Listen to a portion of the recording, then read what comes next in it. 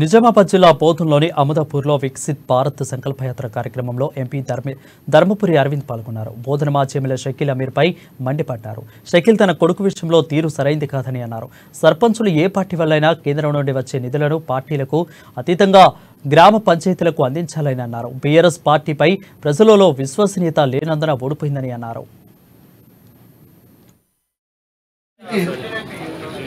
మహిళా రైతులు చాలా మంది ఉన్నారు. మీరు ముగ్గురు చేత మాట్లాడించమన్నారు కానీ రైతులు చాలా మంది.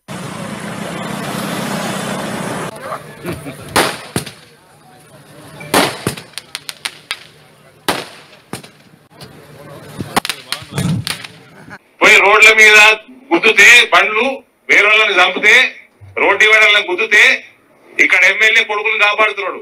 నేనైతే నా కొడుకు మెడలు పట్టుకొని జైల్లో పడిస్తా. రాజకీయాలు చేయదు నా దగ్గర. మంచి మంచి పెద్ద పెద్దలు ఇచ్చిపెట్టలే. మీ షకీల్కి పూరి పూరగాలు తప్పులు చేస్తే జైలు పోయిండు 4 రోజులు. పోతే సక్కగా అవుతాడు.